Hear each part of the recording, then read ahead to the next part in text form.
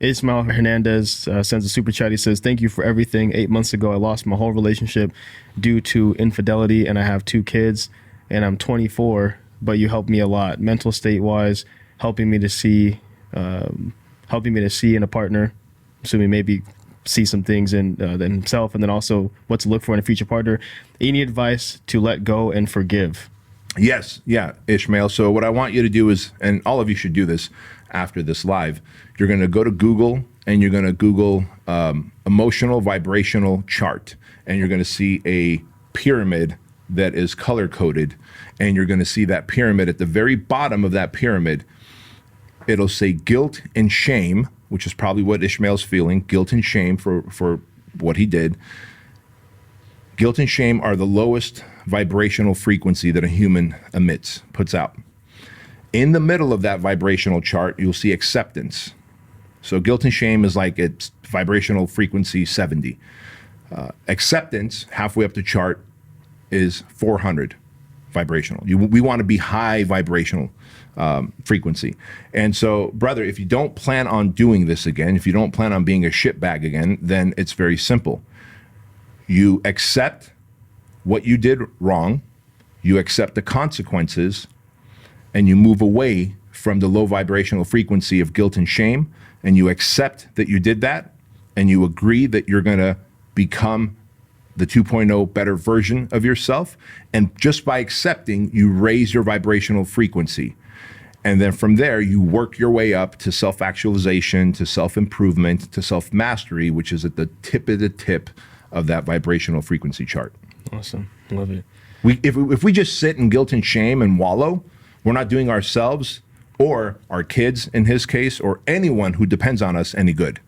You know what I mean? So we have to move away from guilt and shame and accept the consequences and then move on. Right, exactly. So it kind of goes back to the other question too. We got to catch up on super chats, but how important is it for, number one, for people to forgive themselves, and then also to forgive in the sense of not holding grudges? Because I also believe that this is something that holds a lot of people back. You know, they've been wronged, they've been hurt, whether it was intentional or not from the other person. They hold on to it and they allow it to kind of poison themselves, but they still just can't. When that person even just walks by, it just bothers them. You know, how are they able to take the steps to get past that? Again, I think it takes a high level of maturity, right? This is why I say, like, read books on stoicism, read books on emotional discipline, because when you can manage your emotions, control your emotions, dial in your emotional discipline, when you can understand what stoicism is, that you are the absolute manifestation factor in your life, like no one else is.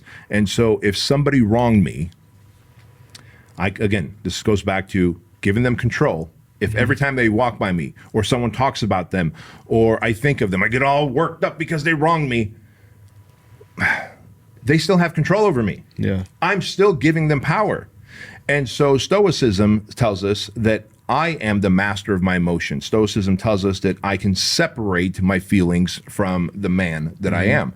And so you have to be able to separate emotions, have emotional discipline, and say, you know what, that person wronged me, that person offended me, that person hurt my feelings, that person betrayed me. But I can't let that hurt me, influence me, impact me, because then my impact on the world is stifled. My impact on my family, my ability to make money is stifled, and I can't allow that.